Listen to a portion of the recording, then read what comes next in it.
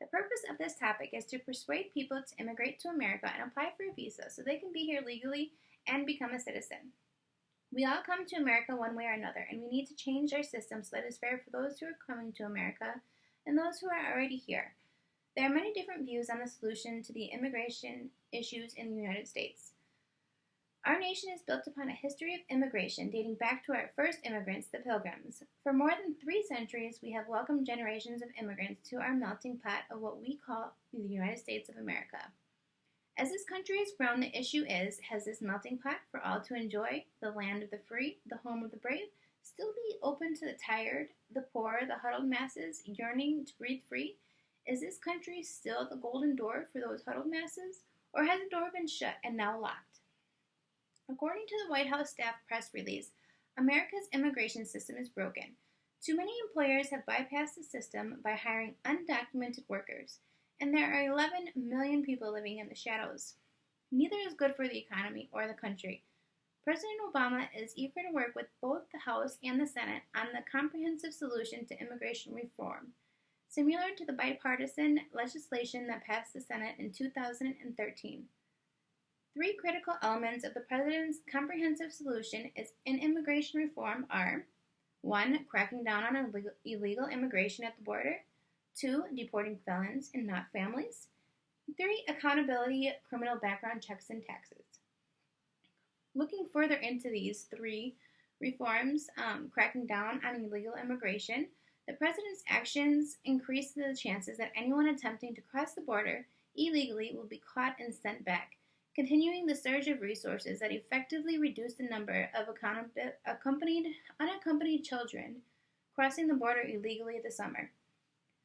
The President's actions will also centralize border security, command and control to continue to crack down on illegal immigration, deporting felons and not families. The President's actions focus on the deportation of people who threaten national security and public safety. He has directed immigration enforcement to place anyone suspected of terrorism, violent crimes, gang members, and recent border crossers to the top of the deportation priority list. Accountability, criminal background checks, and taxes. The President is also acting to hold accountable those undocumented immigrants who have lived in the United States for more than 5 years and are parents of U.S. citizens or lawful permanent residents. By registering and passing criminal and national security background checks, millions of undocumented immigrants will start paying their fair share of taxes and temporarily stay in the United States without fear of deportation for 3 years at a time. What is concerning about the children that have been in this country, receive benefits from school and aid, but are still considered illegal? Is there some sort of grandfather clause to help these children and their families?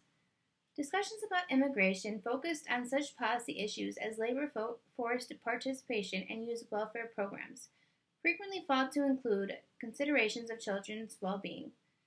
Even these debates, which center on programs that benefit children such as schools, public assistance, and social welfare programs, are often based on issues related to short-term costs and societal impacts, neglecting considerations of well-being and future contributions of immigrant children. Hence, immigrant children have been rendered largely invisible in policy spheres. Yet, first and second generation immigrant children are the fastest growing segment of the United States population under age 15.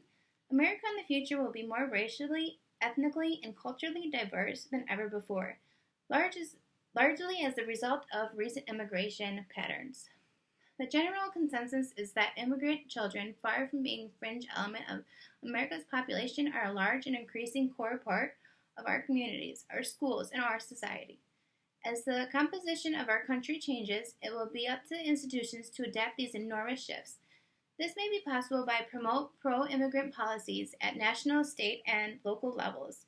Example of actions taken are build strength and leadership within immigrant communities and grassroots organizations, particularly in new immigrant destination areas. Promote strong networks and alliances that span issues and states. Forge alliances among low-income communities, including immigrant and native-born communities. Engage in media and mass message efforts to win the hearts and minds of the Americans.